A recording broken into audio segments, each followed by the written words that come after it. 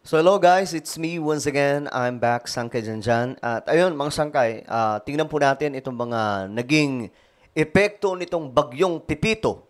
Paano winasak ang malaking bahagi ng ating bansa at isa po sa gusto po nating malaman ngayon mga Sangkay kung mayroon pang nakapilang bagyo matapos po itong pananalasa ni Pipito.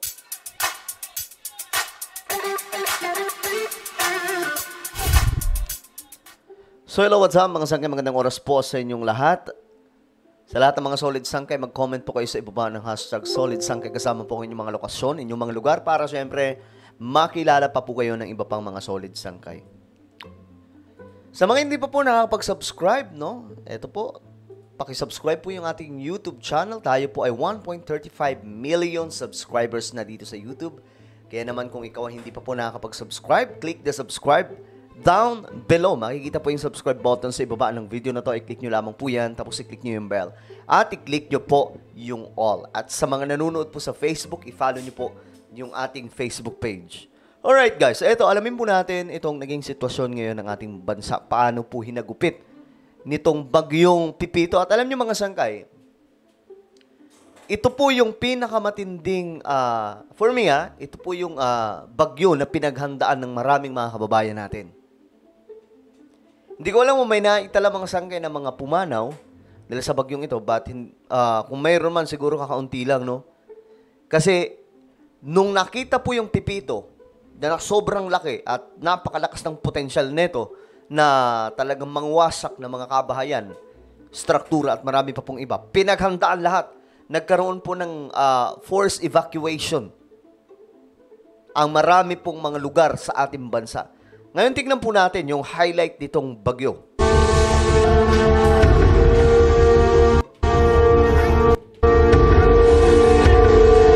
Ganyan po siya kalakas mga Sangkay. Central Luzon ang tinumbok ng bagyong Pipito kahapon matapos nitong manalasa sa Bicol Region at sa Aurora at Quezon. Kumustahin natin ang sitwasyon sa Nueva Ecija sa unang balita live. So yun po sa norte po ng Luzon, ang pinakahuling apak nitong bagyong Pipito. Ito na po ang aalamin natin mga Sangkay kasi after po ng isang araw doon po sa Kabikulan, napunta na po ito dito sa North Luzon. James Agustin, James. Susan, good morning sa mga evacuation center. Nagpalipas sa magdamag yung mga residenteng lumikas sa iba't ibang bayan dito sa Nueva Ecija. Kahapon ng hapon hanggang gabi naranasan yung hagupit ng bagyong Pepito dito sa lalawigan.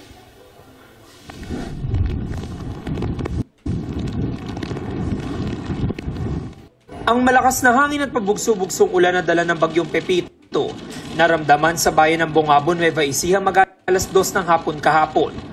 Tila nagsasayawan ng mga puno, maging mga kable ng kuryente. Nagtumbahan ng ilang karatula ng mga establishmento. May tent din na tumagilid. Nasira ang isang tindahan sa tabing kalsada. Mahigit isang oras nang binabayo ng malakas na hangin itong bayan ng Bungabon at dito sa isang perya na ito natanggal na yung mga lona ng mga tent. Grabe. At yung isang ride ay kusang umaandar dahil sa lakas ng hangin. Grabe naman yun. Mag-alas 5 ng hapon nang bumuhos na ang malakas na ulan. Lumakas din ang bugso ng hangin hanggang sa binahanang bahaging ito ng kalsada. 5 sa 28 barangay sa bayan ng flood-prone areas na binabantayan ng mga otoridad. Panakanak ang pag-ulan din ang naranasan kagabi sa Palayan City.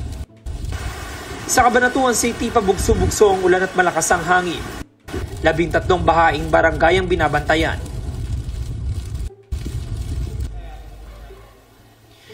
Samantala, Susan, ito nakikita nyo, isa lamang ito sa mga evacuation center dito sa Cabanatuan City. Ito po ay integrated school kung saan lumikas yung mga residente mula sa mga barangay ng Riz de Lis, Bonifacio at Isla. More than 600 families na po yan at 1,700 individuals. Ngayong umaga, napansin natin Susan, mas nadadagdagan pa yung bilang na yan dahil ngayon pa lamang lumilikas yung ilang mga residente dito dahil ngayon pa lamang daw tumataas yung tubig. So may mga pahabol pa mga Sangkay kasi ang pagkakalam po natin, lumayo na po yung bagyo. Pero yung tubig daw na tumataas, parang ngayon pa lang mga Sangkay. Sa kanilang lugar. Yan muna yung latest mula dito sa Cabanatuan City sa Nueva Ecija. Ako po si James Agustin para sa GMA Integrated News. James, sabi mo medyo nadadagdagan pa yung mga Pa-ending na sana siya eh. evacuees na pumupunta dyan sa evacuation center kung saan nandiyan ka ngayon. Sapat ba ang supply para doon sa mga kababayan natin na nagsisilikas ngayon dyan sa evacuation center na yan?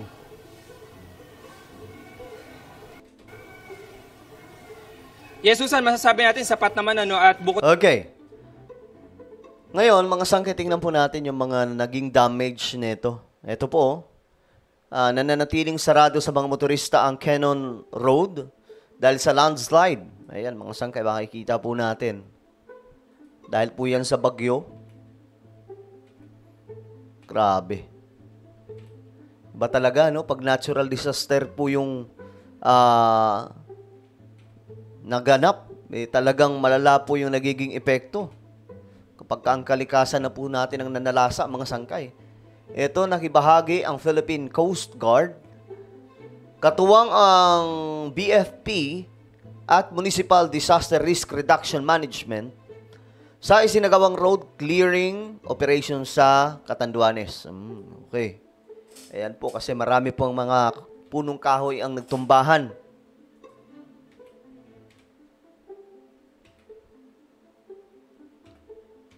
Okay. Ito naman mga sangkay, ito mga bahay po ito doon sa Catanduanes na nagbagsakan, no? Ito, sasakyan, tumagilid. Ganun po kalakas talaga ang bagyong ito. At alam nyo guys, kung hindi po nakapaghanda ang Pilipinas, buong Pilipinas nag-ready. Nakita nyo naman mga sangkay, maging sa ating mga vlog, di ba? Talagang all out po tayong naglabas ng mga impormasyon para lamang po makinig ang sambayan ng Pilipino na lumikas.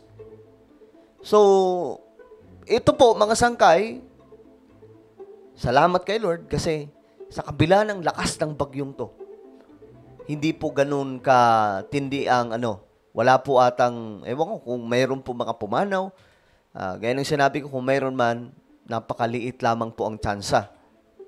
'Di ba? Mga sangkay. Kasi kahit po malakas ang bagyo na to, nakapag-ready ang lahat nakalikas po. Nagkaroon po ng mandatory evacuation. Mga bahay po yan, mga sangkay. Winasak po nitong bagyo.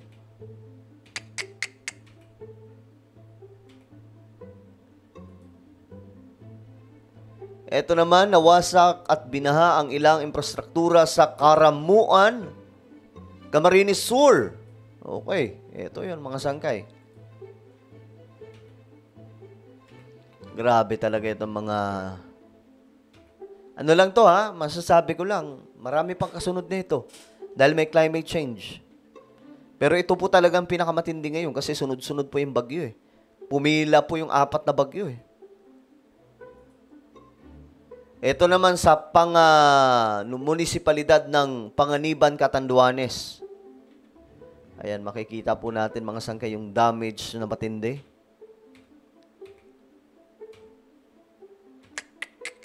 Grabe nga gupit ng bagyong to no?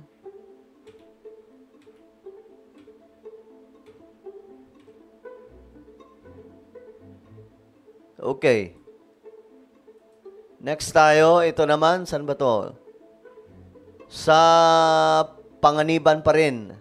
Sa may naman to? Kabuyuan, Panganiban, Catanduanes. Ayan mga sangkay. Grabe. Ito naman, sabi po dito, balik na ang mga biyahe mula sa Tabaco Port sa Albay, papuntang Virac at San Andres, Catanduanes ngayong Lunes. So good news pa ito mga sangkay, back to normal ang lahat sa mga naunang nasa lanta. Okay. Baka na naman isipin ng iba, walang ginagawang gobyerno. Mayroon po, mga sangkay. Ayan po, naisakay na sa isang C-130 aircraft sa Mactan Airbase, Lapu-Lapu City, ngayong Lunes. Ang dagdag na 1,300 kahon na family food packs mula sa Visayas Disaster Response Center na dadalhin sa Catanduanes para may pamahagi sa mga pamilyang naapektuhan ng bagyo. Ayan po, mga sangkay, Aeroplano po mismo ang ginamit. Sabihin na naman nila, walang ginagawa ang DSWD. Mayroon at meron po. Huwag po tayo maniniwala sa mga fake news ng iba dyan. O ayan mga sangkay, namahagi, mga food packs. Actually, ano to karton-karton, mga sangkay na mga tulong mula po sa ating gobyerno ito. Ang gastos na ito, mga sangkay, no? Kasi siyempre, bagyo sunod-sunod pa. Ngayon, ang tanong dito, mga sangkay, kamusta? Asa na ba si Pipito? So, tingnan po natin itong balitang to, mga sangkay. So, at sa ating mga kababayan. Nasa na po itong si Bagyong Pipito sa mga oras ito at kailan po siya inaasang lalabas ng PAR? Pinakita ang sentro ni Bagyong Pipito sa layong 145 kilometers kanluran niya ng Ilocos Sur. So, nasa dagat na po yung sentro ito. Pero Okay, nasa dagat. Ang pagkakaalam po natin, mga sangkay, naroon na po ito sa West Philippine Sea. yung radius niya, halos kalahating bahagi nito ng bagyo ay nakaka-apekto pa rin sa western section ng Northern Luzon at ng Central Luzon.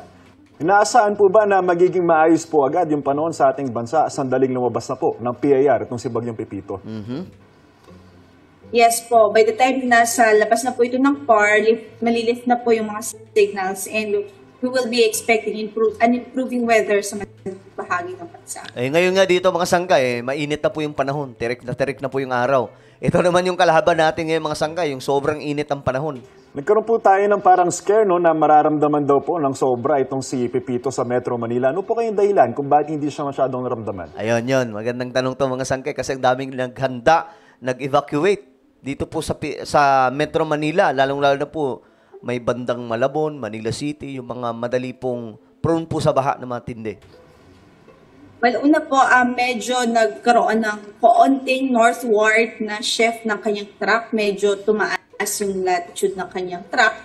So, ibig sabihin, halos bumaba yung chance ng maapektuhan ng NCR na malakas na epekto.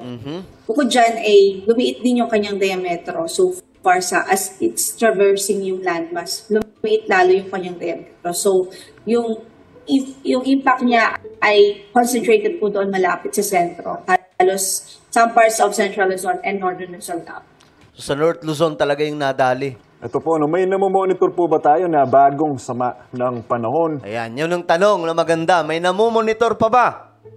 May susunod pa ba na bagyo maliban dyan, mga sangkay? Kasi pinilahan po tayo nitong mga bagyong to diba? Sunod-sunod po yan. Hindi lamang po yung 4 na magkakasunod, kundi yung mga nauna pa. Miss Lori? In the next 5 to 7 days, wala po tayong nakikita na. Okay, 5 to 7 days. Tandaan nyo 5 araw hanggang 7 araw. Wala pong nakikitang bagyo. So may pahinga. May pahinga na tayo, mga sangkay, pambihira. Sunod-sunod po ito diba? Ay, naku po. So wala pong bagyo, mga sangkay, sa loob po ng 5 araw hanggang 1 linggo. Sama ng panahon posible or bagyo na posibleng pumasok ng PAR. Buti naman, Miss Lori, no, magandang balita po yan. Last question po, Miss Lori. Kamusta po itong si Amiha? Nagpaparamdam na po ba? Okay. Ngayon, eto mga sangkay. Ayon po dito sa report, storm break matapos ang sunod-sunod na mga bagyong tumama sa bansa. Lalo na sa Luzon, wala na sa ngayong nakikitang potensyal na bagyo na maaaring mabuo pumasok sa loob ng PAR at makaaapekto sa bansa sa susunod na 5 hanggang 7 araw. Asahan naman ang mainit at maalinsangang panahon sa halos buong bansa na may tsansang pa rin ng localized thunderstorm lalo na sa hapon at gabi dulot. Okay, eto na mga sangkay wala po. Negats. Yan po yung good news ngayon. So ano po ang inyong opinion? Just comment down below. Mayroon po tayong isang YouTube channel mga sangkay. Ito po ay Sangkay Revelation. Hanapin niyo po ito sa YouTube dito. Magaganda po. Garantisado po yung ating mga vlog dito. Ngayon naman, hanapin niyo po ito sa YouTube. Then click the subscribe, click the bell, and click all. Alright? So ako na po ay magpapaalam. Mag-iingat pong lahat. God bless everyone.